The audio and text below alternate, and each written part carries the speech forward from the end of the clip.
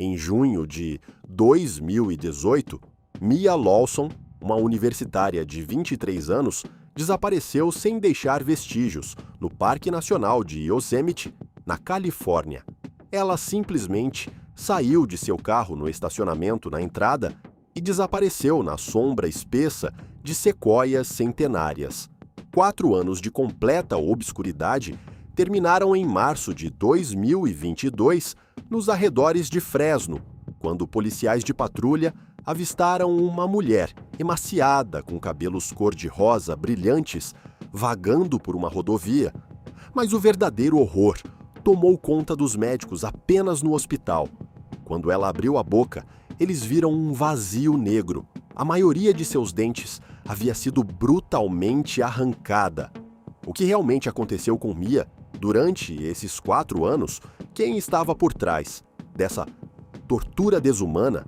E que segredo a nova cor de seu cabelo escondia? Você descobrirá neste vídeo. Alguns nomes e detalhes desta história foram alterados para fins de anonimato e confidencialidade. Nem todas as fotos foram tiradas no local. No dia 15 de junho de 2018, o Parque Nacional de Yosemite recebeu os visitantes com um ar excepcionalmente seco e quente. De acordo com os dados oficiais da estação meteorológica localizada em Mariposa, às 8 horas da manhã, a temperatura ambiente subiu rapidamente para 68 graus Fahrenheit. Para essa época do ano, isso significava um risco maior de incêndio, mas milhares de turistas ainda vinham ao parque para ver os majestosos penhascos e as florestas antigas com seus próprios olhos. Foi nessa época que Mia Lawson, de 23 anos, uma universitária que acabara de concluir seu curso de design gráfico, cruzou a fronteira oficial da área protegida. Mia tinha a reputação de ser uma viajante extremamente disciplinada e preparada. Ela planejava cada quilômetro de sua jornada, sempre verificava seu equipamento e nunca perdia uma reunião.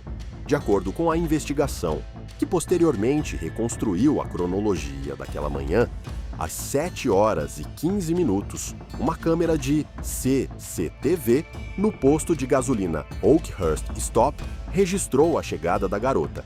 A filmagem mostra uma jovem vestindo calça de corrida bege e camiseta clara, parecendo bastante calma e concentrada.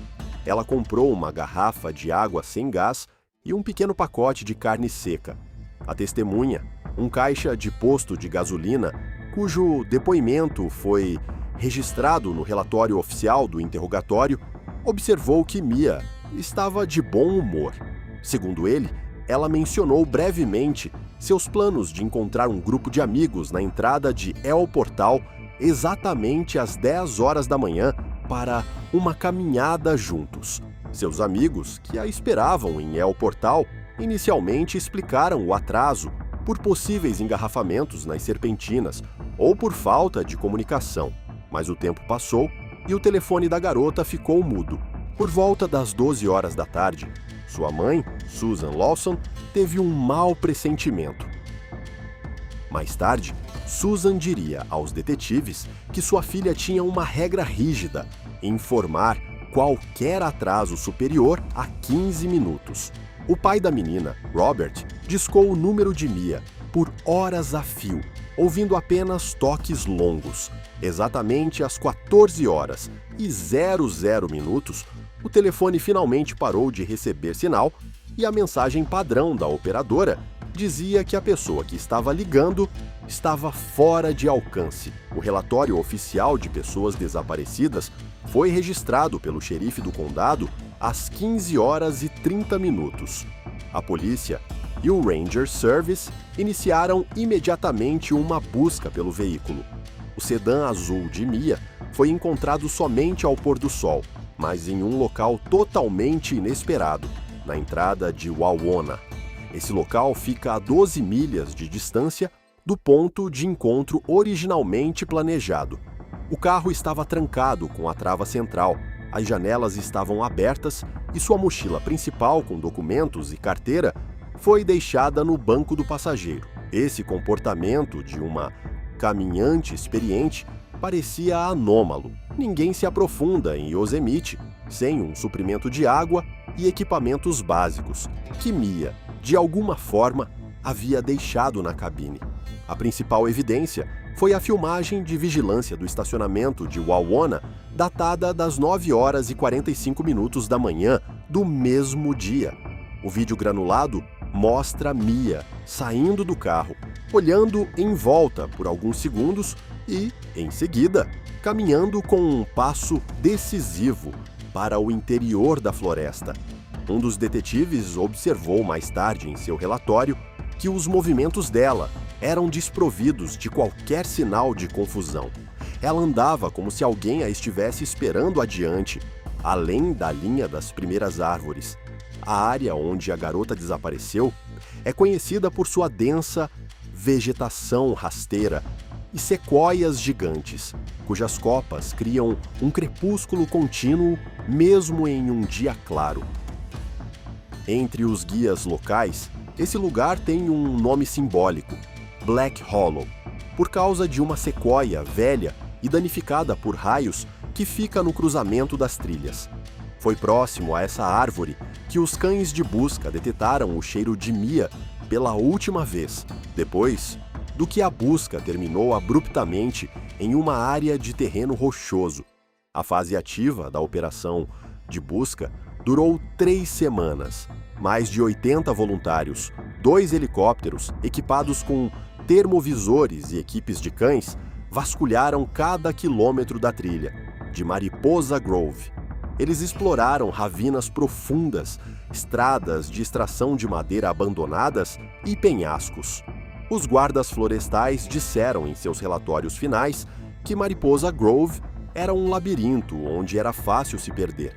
Mas Mia estava preparada demais para cometer esse erro.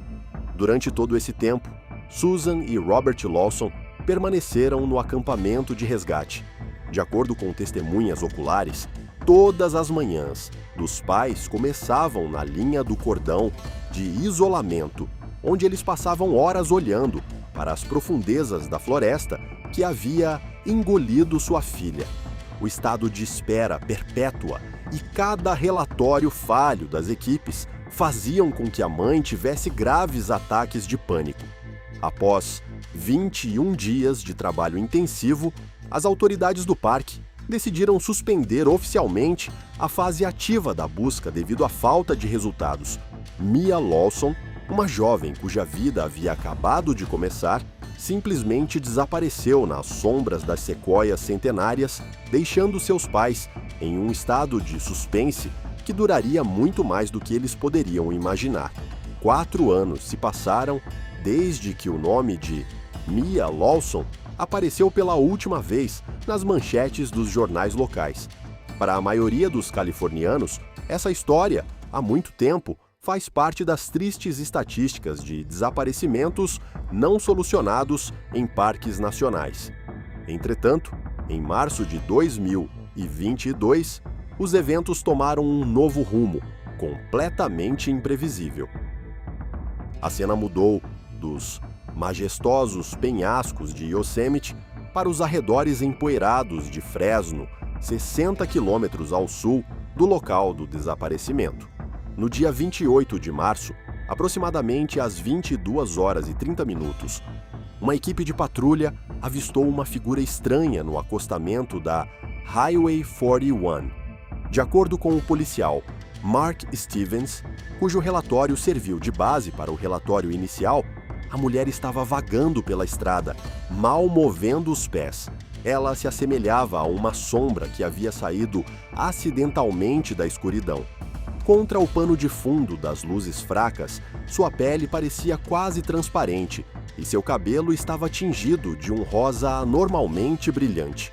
De acordo com a lembrança do policial, essa cor parecia particularmente assustadora, junto com seu olhar completamente vazio e sem emoção. Quando os policiais de patrulha se aproximaram, a mulher não demonstrou nenhum sinal de medo ou alívio. Ela não disse uma única palavra, não respondeu às perguntas e não tinha nenhum documento ou pertence pessoal com ela. O relatório de detenção indicou que sua condição física era crítica. Ela estava exausta e seu peso foi estimado em menos de 85 quilos. Ela foi imediatamente levada ao departamento de emergência do Community Regional Medical Center. Durante o primeiro dia, a equipe médica tentou estabelecer contato com a paciente, mas ela permaneceu em completo silêncio. Na ausência de qualquer informação sobre a pessoa, a polícia iniciou um procedimento de identificação por impressão digital. Às 3h40 da manhã do dia seguinte, o sistema produziu um resultado que obrigou os detetives de plantão a verificar os dados várias vezes. As impressões digitais coincidiam perfeitamente com as de Mia Lawson, uma garota que estava oficialmente desaparecida há 1.380 dias. A notícia de que Mia havia sido encontrada tornou-se instantaneamente uma sensação. Susan e Robert Lawson chegaram ao hospital 3 horas após a ligação. No entanto, a alegria pelo retorno de sua filha foi imediatamente esmagada pela realidade de sua condição. Mia não reconheceu seus pais, ou pelo menos sua reação foi nula. Ela olhou através deles, permanecendo trancada em seu vácuo interior. A descoberta mais terrível estava aguardando os médicos durante um exame físico aprofundado, realizado com a participação de um especialista forense. Quando Mia finalmente abriu a boca, durante uma das manipulações, os médicos ficaram literalmente atordoados. A maioria de seus dentes estava faltando. O exame inicial mostrou que isso não era consequência de doença ou falta de vitaminas. De acordo com a conclusão oficial do dentista forense, os dentes da menina foram removidos brutalmente, sem o uso de nenhum instrumento médico ou anestesia. O exame constatou que havia muitas feridas e que elas estavam em diferentes estágios de cicatrização. Algumas áreas das gengivas apresentavam ferimentos recentes, que não tinham mais de um mês, enquanto outras estavam cobertas por cicatrizes antigas de 3 anos atrás. Isso indicava que a tortura havia sido praticada com certa regularidade durante os 4 anos de sua detenção em um local desconhecido. O relatório afirmava que a natureza dos ferimentos indicava mutilação deliberada e metódica. Os dentes foram arrancados em etapas, 1 ou 2 dentes por vários meses. O perito forense enfatizou que cada um desses atos tinha a intenção de causar o máximo de dor física sem causar uma infecção fatal, o que indicava o cálculo frio daqueles que mantinham a menina presa.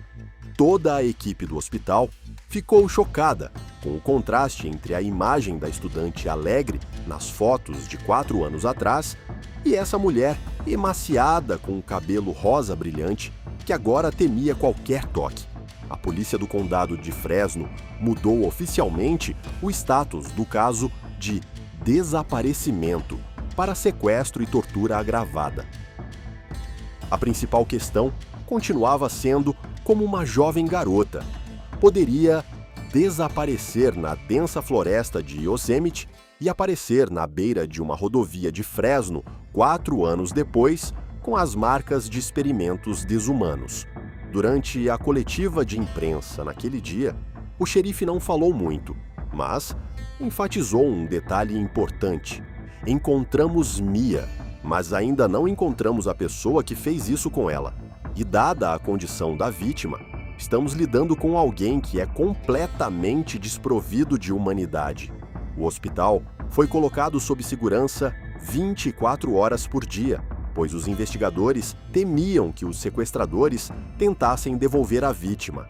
Mia Lawson havia retornado ao mundo dos vivos, mas esse mundo agora parecia ainda mais perigoso do que o silencioso porão onde ela havia passado os últimos 4 anos.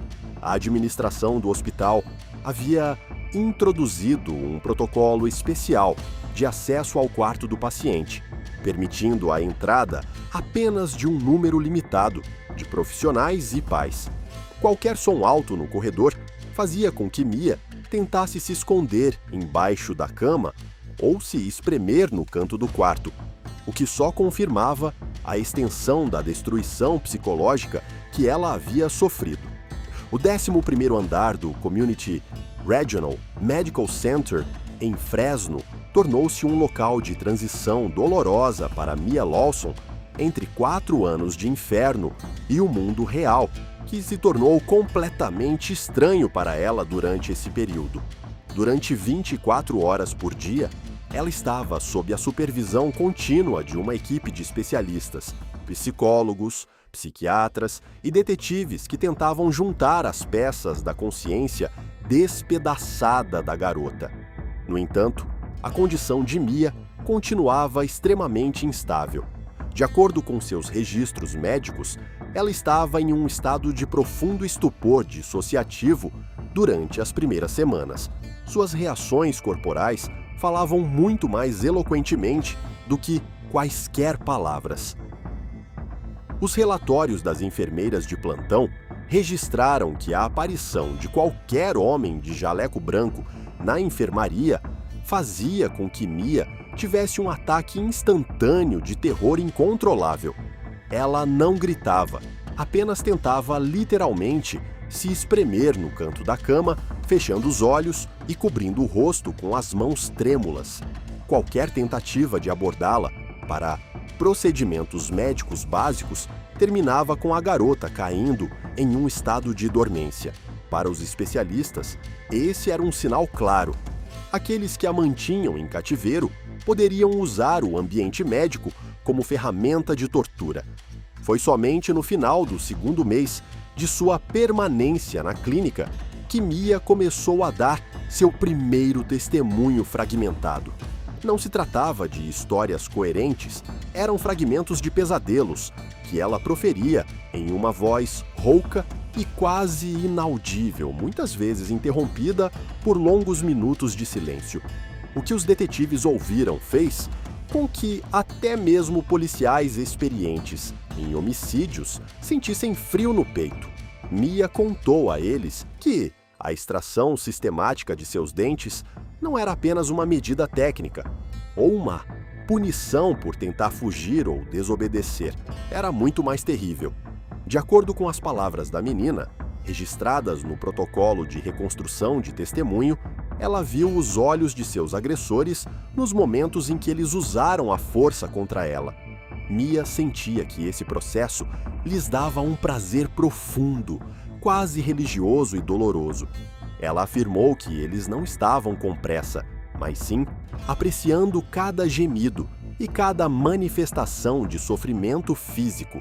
Para eles, a tortura não era apenas uma forma de controle, mas uma forma de lazer sádico, um ritual que eles realizavam com regularidade metódica. Os detetives perceberam que não estavam lidando com criminosos aleatórios ou indivíduos marginalizados, mas com aqueles que estavam deliberadamente engajados na destruição completa da dignidade e da psique humanas. Em uma tentativa de ajudar a investigação a entender onde ela estava sendo mantida, Mia começou a desenhar no papel.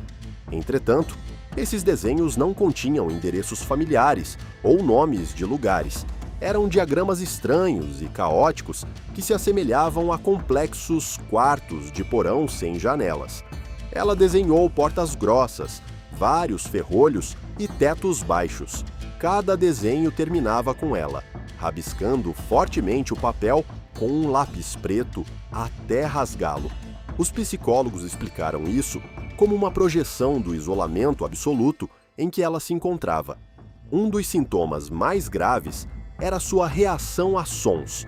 Qualquer som alto no corredor do hospital, especialmente o clique metálico característico de uma fechadura de porta, causava-lhe uma verdadeira histeria. Mia ficava sentada no chão por horas, balançando de um lado para o outro e cobrindo os ouvidos. Os investigadores sabiam que as feridas físicas em seu corpo e gengivas se curariam com o tempo, mas, psicologicamente, ela ainda estava no mesmo saco de concreto do qual havia sido retirada por acaso. o Departamento de Polícia do Condado de Fresno, juntamente com os guardas florestais do Parque Nacional de Yosemite, lançou uma grande operação para verificar todos os prédios abandonados, minas antigas, depósitos e cabanas na floresta em um raio de 50 quilômetros do parque. Os detetives analisaram os arquivos do Department of Construction and Land Management, procurando por propriedades que pudessem corresponder à descrição de Mia: porões profundos, sistemas de ventilação autônomos ou isolamento acústico aprimorado. Mais de 40 propriedades foram verificadas, mas nenhuma delas apresentava sinais de ocupação recente. A investigação chegou a um beco sem saída. O prédio que Mia havia pintado não parecia existir nos registros oficiais. Isso criou uma sensação estranha de que os sequestradores tinham sua própria infraestrutura, desconhecida por todos, escondida em segurança sob camadas de solo da floresta ou atrás das fachadas de edifícios comuns. As equipes de busca não encontraram nada, e o tempo passou inexoravelmente, apagando todos os possíveis vestígios. Mia Lawson continuou a viver no crepúsculo de sua memória, onde cada tentativa de recordar um detalhe sequer sobre a jornada até sua prisão terminava em dor física e perda de consciência.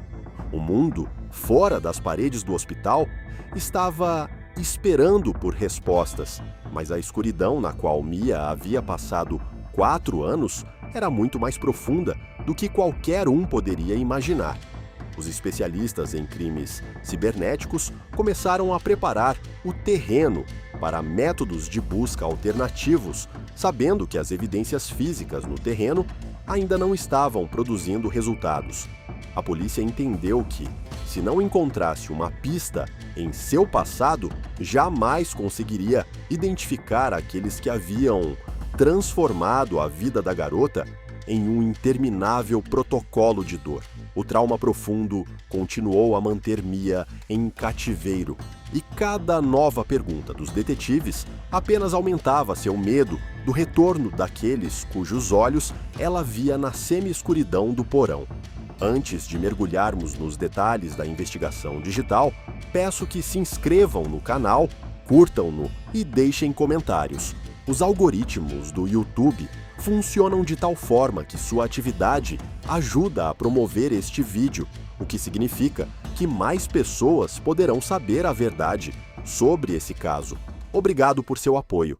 Em abril de 2022, quando a condição física de Mia Lawson se estabilizou um pouco, a investigação recebeu seu primeiro grande impulso, permitindo que ela fosse além dos esquemas silenciosos do porão.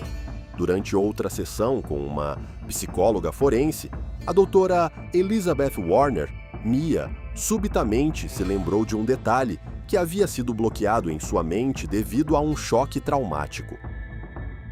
O relatório da psicóloga afirma que durante a discussão sobre seus últimos dias, antes de seu desaparecimento, a garota congelou de repente e mal ouviu a palavra rota. Ela se lembrou de ter conhecido um homem misterioso no espaço virtual pouco antes de sua viagem a Yosemite. Essa lembrança tornou-se a chave que os detetives estavam perdendo há 4 anos. A polícia do condado de Mariposa iniciou imediatamente uma recuperação completa e uma análise aprofundada de todas as mídias digitais pertencentes a Mia. O foco principal da investigação foi seu laptop prateado, encontrado no porta-malas de seu carro abandonado em junho de 2018.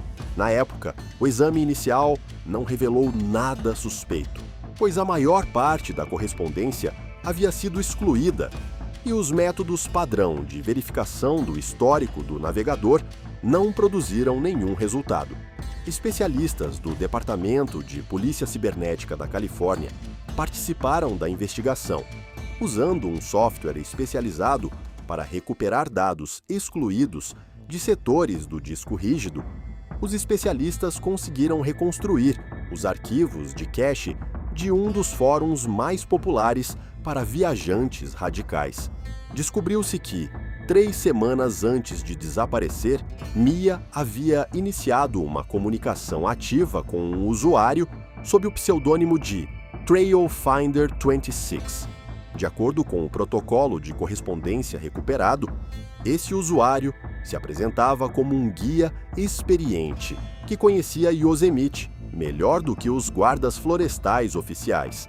Ele demonstrou profundo conhecimento da topografia do parque, descrevendo trilhas pouco conhecidas e características naturais que não constam nos mapas turísticos padrão. O Trailfinder 26 demonstrou um interesse especial pelos planos de Mia e, passo a passo, conquistou sua confiança. No dia 11 de junho de 2018, 4 dias antes da tragédia, uma pessoa anônima ofereceu-se para mostrar à garota um lugar secreto, uma lagoa escondida perto do Tenaya Canyon. Ele convenceu Mia de que aquele era o local perfeito para fotografar, que apenas algumas pessoas conheciam.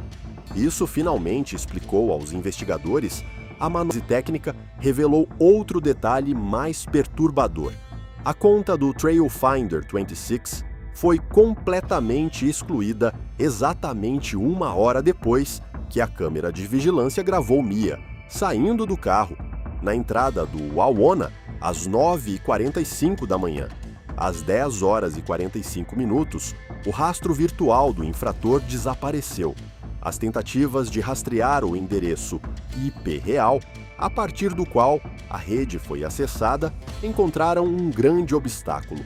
De acordo com o relatório dos especialistas cibernéticos, o invasor usou um disfarce de vários níveis por meio de servidores estrangeiros localizados no leste europeu e no sudeste asiático.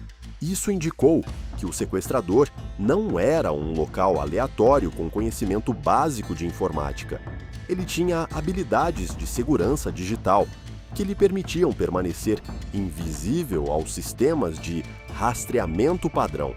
O detetive Robert Greene, que liderou a equipe de análise, observou em seu relatório que essa preparação minuciosa é indicativa de um predador que caça profissionalmente. A correspondência de Mia estava repleta de manipulações sutis. Trailfinder 26 elogiava suas habilidades encaminhadas, criando a ilusão de parceria e segurança. Em uma de suas últimas mensagens, enviada às 22 horas do dia 14 de junho, ele escreveu: "Lá você verá o que a floresta esconde de todo mundo. Tenha certeza de que nunca se esquecerá desta manhã." Essas palavras agora soavam como uma ameaça aberta para os investigadores.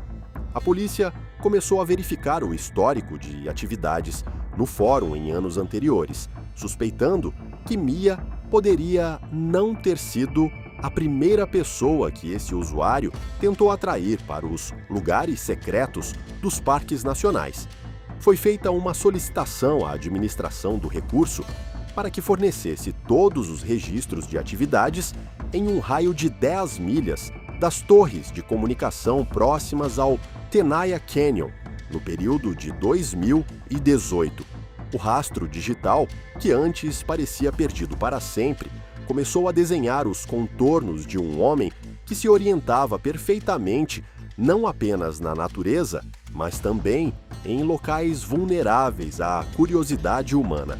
A investigação entendeu que estava procurando alguém que tivesse acesso à internet de alta velocidade, conhecesse métodos de criptografia e tivesse tempo livre suficiente para fazer um jogo psicológico com sua vítima durante semanas. E, embora os endereços IP não levassem a lugar algum, o estilo de comunicação em si se tornou um material para os especialistas em linguística criarem um perfil do assassino.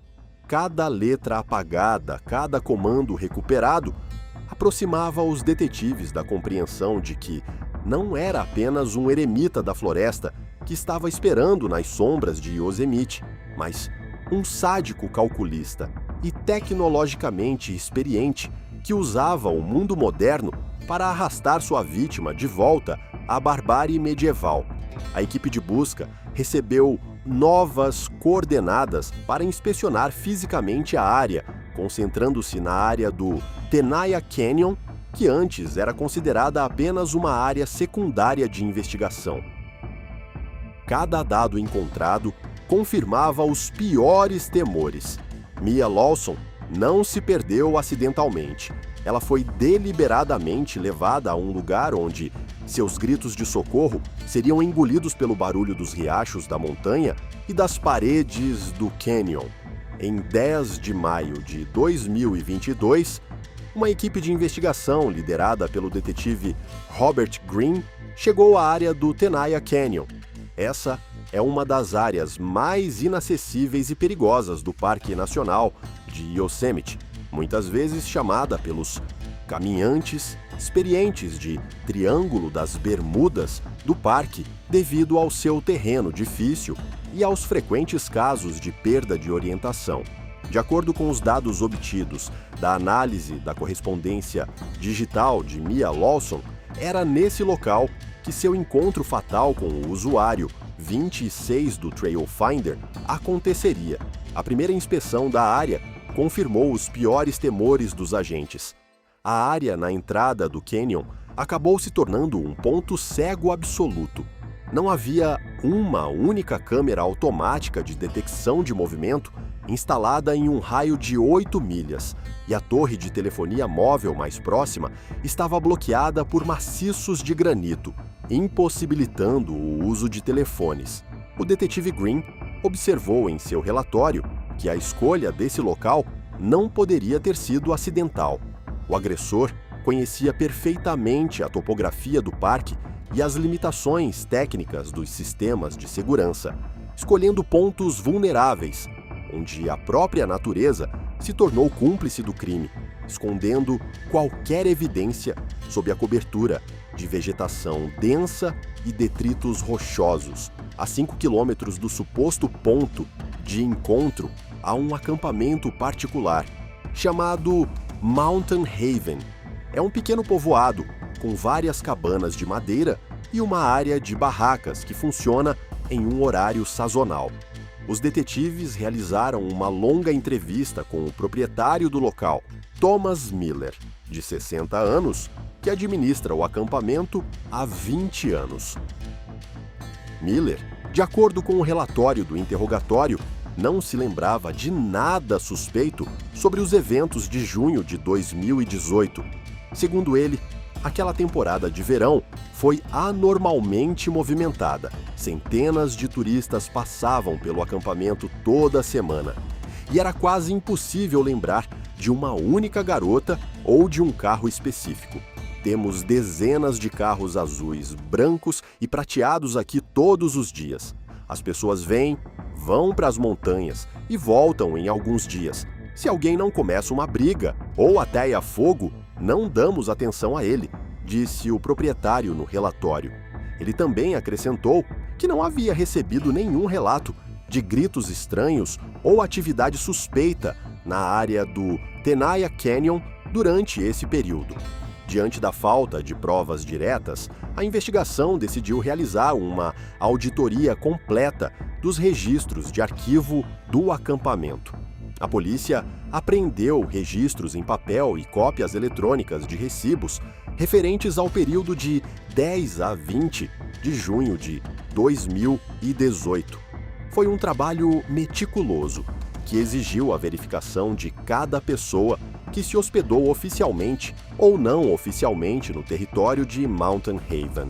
Os detetives estavam procurando por aqueles que tinham registro local ou cuja estadia no acampamento parecia atípica, por exemplo, um período muito longo de aluguel de lotes sem percorrer ativamente de consertar equipamentos técnicos, mas ele não estava listado no banco de dados de serviços técnicos do parque.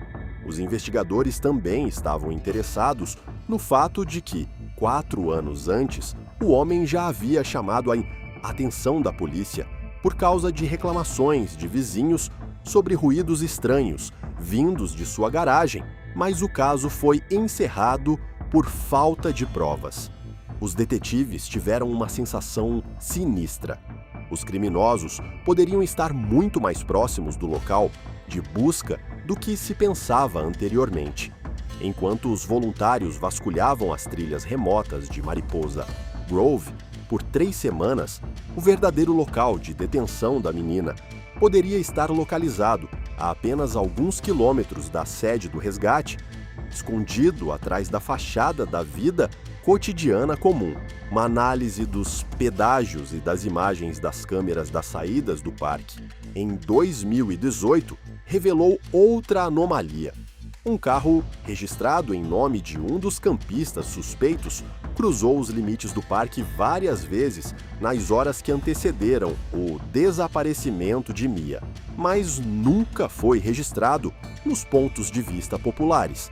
Ele estava viajando em estradas técnicas usadas apenas por guardas florestais e empreiteiros locais. Essa descoberta deu à investigação uma nova e clara direção. Agora, os detetives estavam procurando não apenas pelo fantasma Trail Finder 26 online, mas por pessoas específicas de carne e osso que tinham acesso à infraestrutura fechada do parque e conheciam cada ponto cego. O perfil psicológico do criminoso começou a assumir detalhes cotidianos. Ele era alguém que não levantava suspeitas entre os habitantes locais, tinha as habilidades de um mecânico ou construtor e podia circular livremente por Yosemite sem atrair a atenção dos guardas florestais. Todos os nomes da lista arquivada do acampamento foram submetidos a um exame imediato e minucioso. A polícia começou a preparar mandados de busca, percebendo que finalmente haviam passado de suposições virtuais para endereços reais. O silêncio do Tenaya Canyon não parecia mais acidental para os investigadores. Era parte de um plano cuidadosamente planejado que agora começava a desmoronar lentamente sob a pressão dos fatos recuperados. O caso, que parecia estar estagnado há anos, adquiriu uma dinâmica perigosa e rápida, levando os agentes à porta de pessoas que viviam pacificamente perto do local da tragédia o tempo todo. No dia 22 de maio de 2022, a investigação do caso de Mia Lawson entrou na fase de operações ativas, após uma análise minuciosa dos registros do acampamento de Mountain Haven e uma comparação dos dados de movimentação de veículos. Os detetives identificaram uma pessoa cuja presença no parque em junho de 2018 parecia muito anômala. Tratava-se de Garrett Holt, de 49 anos, um mecânico local da cidade de Oakhurst, localizada a poucos quilômetros da entrada sul de Yosemite. Garrett Holt tinha uma reputação na cidade que os vizinhos descreviam como impecavelmente discreto. De acordo com os protocolos de entrevistas com os moradores locais, ele era um mestre em seu ofício, sempre pontual e nunca se envolvia em conflitos. Entretanto, essa fachada de confiabilidade profissional escondia um estilo de vida extremamente recluso. Holt morava em uma casa particular à beira de uma floresta, a 8 quilômetros de seu vizinho mais próximo. Seu filho de 26 anos, Eric, morava e trabalhava com ele, e, de acordo com seus amigos, era de fato a sombra do pai, igualmente silencioso e retraído. No dia 24 de maio, às 7 horas da manhã, uma equipe de remoção e investigadores do departamento do xerife chegaram à propriedade de Holt com um mandado de busca. A casa era uma estrutura típica de madeira cercada por uma cerca alta, com arame farpado na parte superior. Durante a inspeção inicial do local, a polícia não encontrou nada que pudesse indicar diretamente uma atividade criminosa. Não havia armas, drogas ou pertences pessoais de Mia Lawson na sala de estar ou nos quartos. A casa tinha uma aparência quase ascética, mobília mínima, nenhuma fotografia nas paredes e uma ordem perfeita, beirando a arrumação patológica. No entanto, a situação mudou quando os investigadores passaram a examinar a grande garagem da oficina adjacente à casa, onde Garrett e Eric passavam a maior parte do tempo. Em seu relatório, um dos detetives, Marcus Stone, chamou a atenção para um detalhe estranho que não se encaixava na imagem de uma típica oficina mecânica de subúrbio.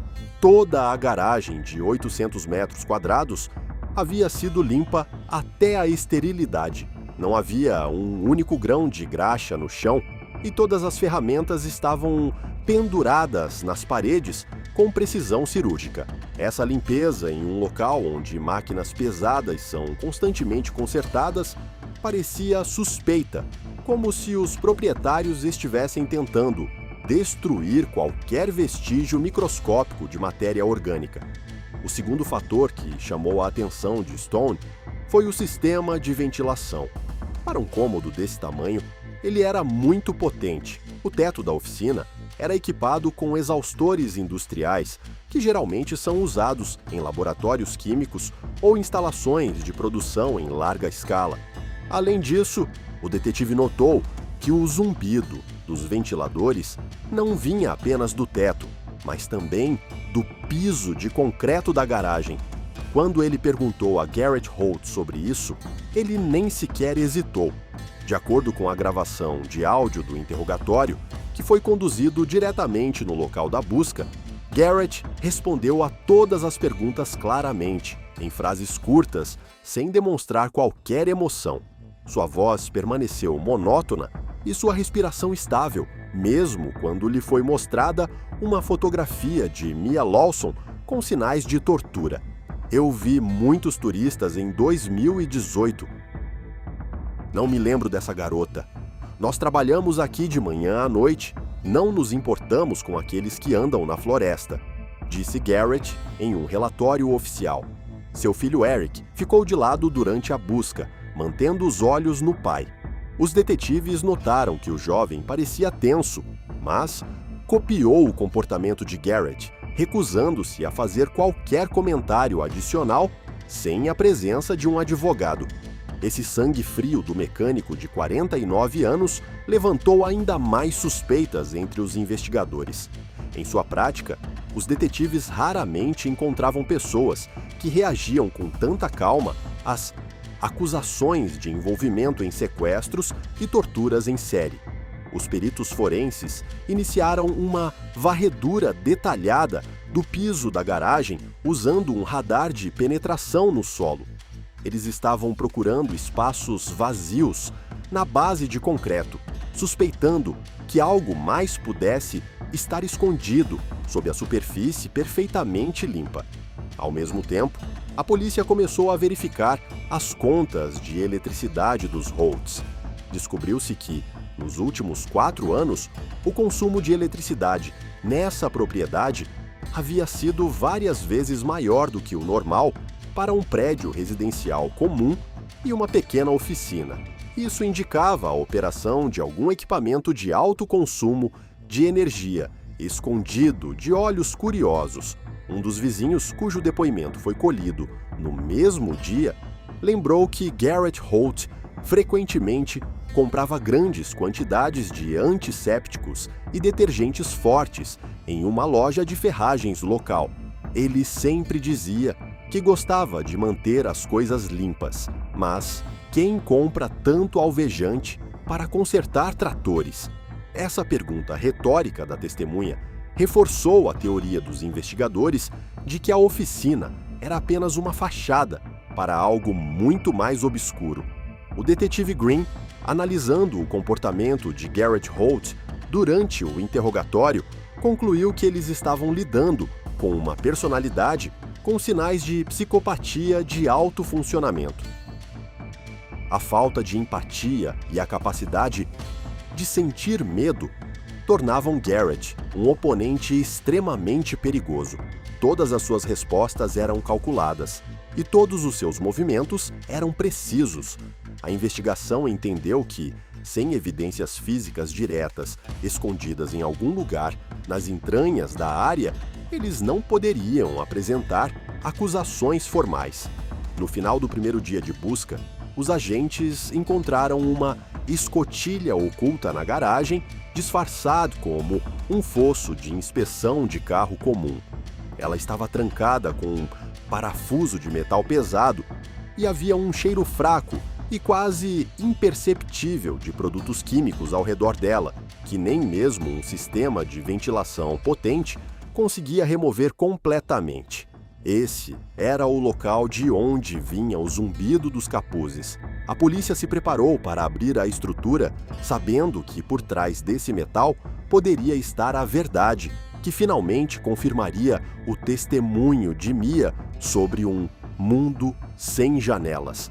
A família Holt continuou a permanecer em silêncio, mas a própria arquitetura de sua casa começou a revelar seus segredos. Cada centímetro da oficina estava agora sob um microscópio, e as tensões dentro da propriedade chegaram ao auge quando os cientistas forenses começaram a remover as primeiras camadas de concreto ao redor do alçapão suspeito. Em junho de 2022, quando a força física de Mia Lawson começou a se recuperar gradualmente, seu silêncio se transformou em outra forma de comunicação. Devido a uma lesão grave na mandíbula e a uma barreira psicológica, ela ainda não conseguia falar livremente, mas começou a escrever. O registro de seu testemunho por escrito, que mais tarde se tornou o principal documento no caso contra os Holtz, consistia em mais de 60 páginas de caligrafia arrastada, às vezes trêmula. Foram esses registros que revelaram ao detetive Green e sua equipe o verdadeiro quadro dos eventos que começaram em 15 de junho de 2018. De acordo com o testemunho escrito de Mia, sua chegada ao Tenaya Canyon foi o resultado de uma manipulação cuidadosamente planejada.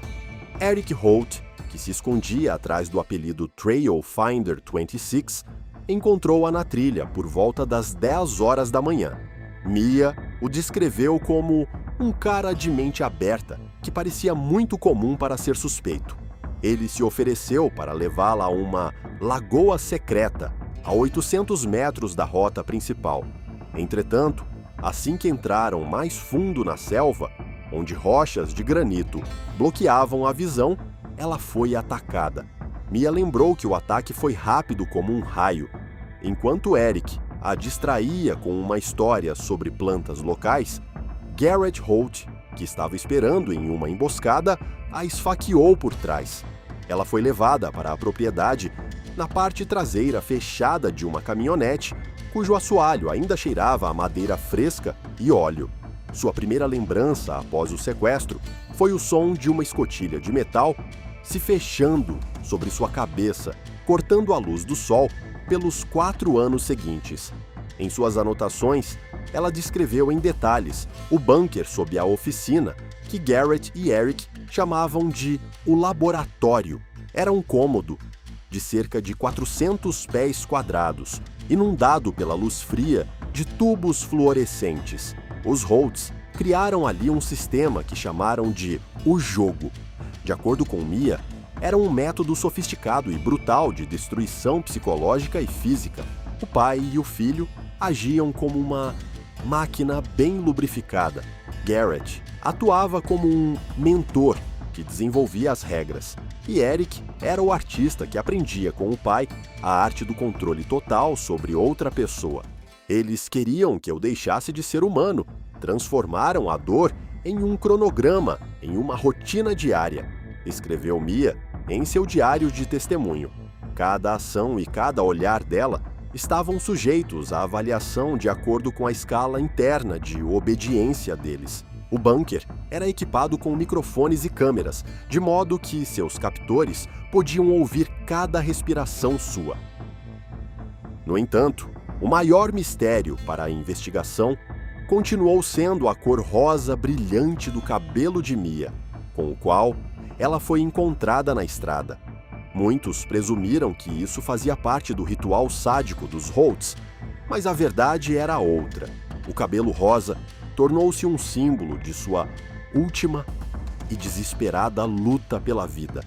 Em março de 2022, durante um raro momento em que Garrett e Eric estavam ocupados consertando máquinas pesadas na garagem, com o som das ferramentas abafando outros sons, Mia percebeu que a porta da sala de utilidades dentro do bunker estava destrancada. Foi lá que ela encontrou vários frascos de produtos químicos domésticos e um pacote antigo de tintura de cabelo intensa que os Holtz provavelmente usavam para marcar peças ou para outros fins técnicos. Mia sabia que, se conseguisse escapar, eles estariam procurando por ela.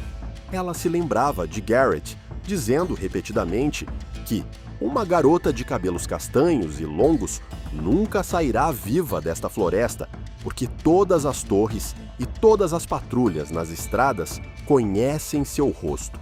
Ciente de que sua descrição estava fixada na memória deles e, possivelmente, em orientações externas, ela decidiu mudar sua aparência de forma irreconhecível minutos antes de sua fuga. Ela aplicou a tinta ali mesmo no porão, sem espelho, sentindo os produtos químicos queimarem seu couro cabeludo.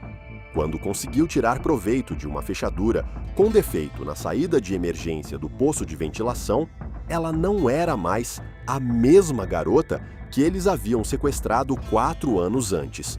Sua fuga ocorreu sob a cobertura da noite, enquanto uma espessa neblina descia sobre os arredores de Oakhurst. Mia descreveu como se embrenhou na mata, evitando estradas florestais porque sabia que os Holtz estariam patrulhando-as em seu caminhão. Várias vezes ela viu faróis a 300 metros de distância e se enfiou na terra, tentando se misturar. Sua escolha de cor de cabelo foi estratégica. Na semi-escuridão e com os faróis altos, o tom rosa parecia muito diferente de sua cor escura habitual, permitindo que ela se tornasse brevemente invisível aos olhares deles ao atravessar uma área aberta, perto da Highway 41. Eu sabia que eles estavam procurando por Mia Lawson, escreveu ela ao detetive, mas havia apenas uma sombra com cabelo rosa na estrada, que não tinha nada a ver com a prisioneira deles.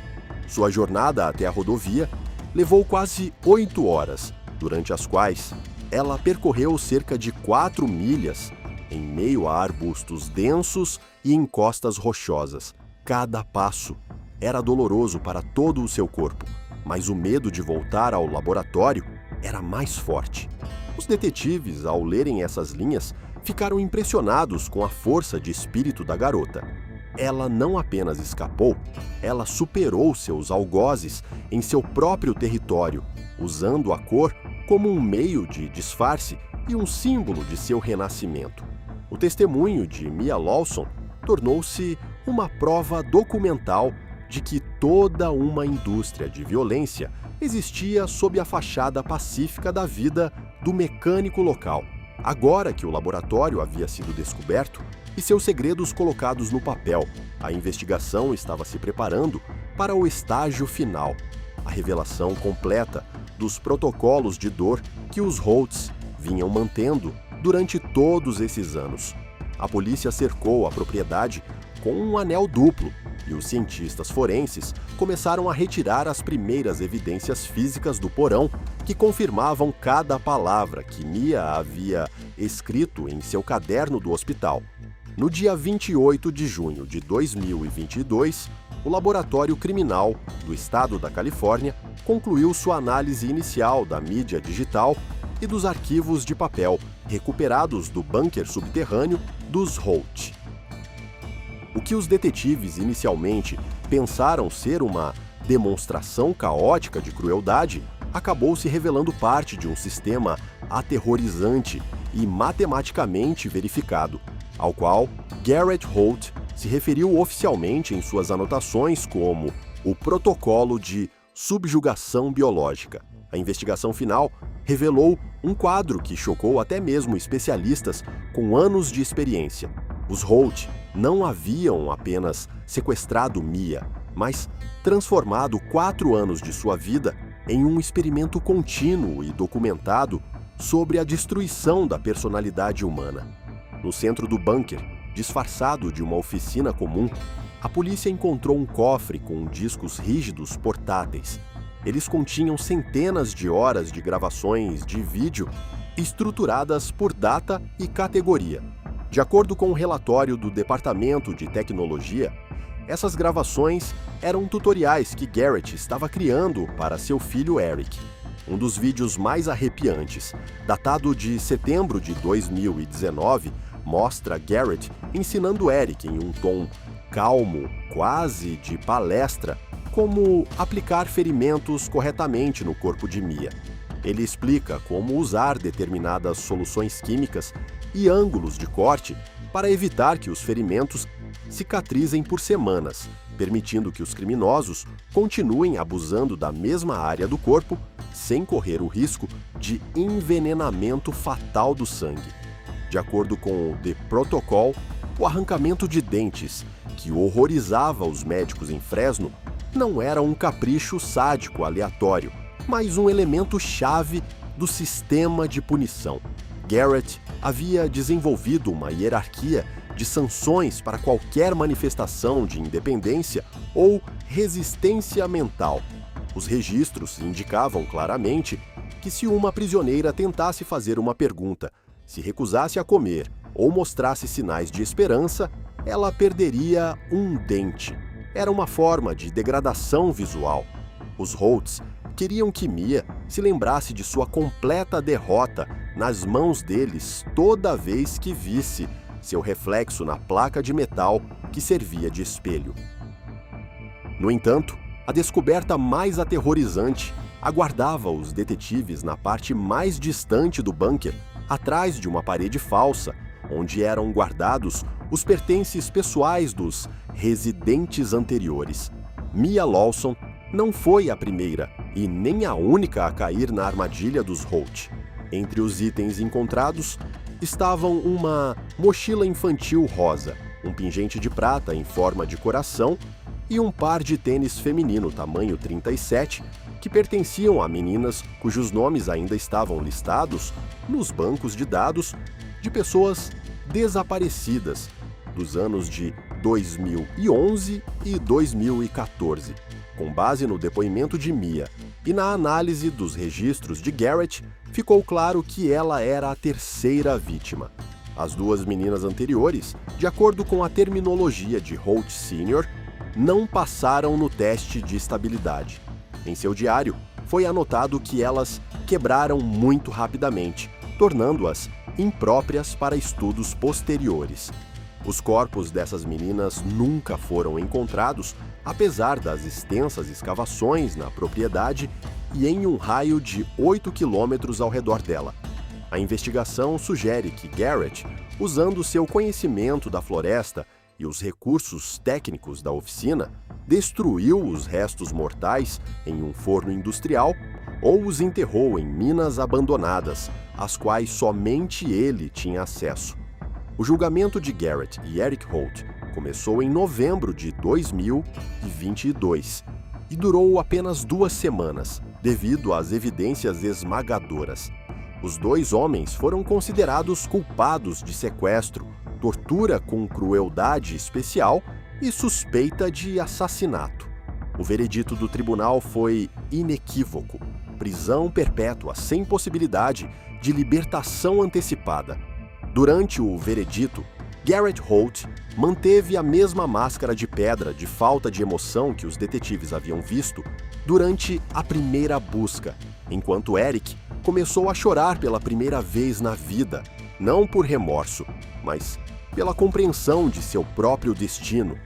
Hoje, Mia Lawson está em um centro de reabilitação fechado, sob constante supervisão médica.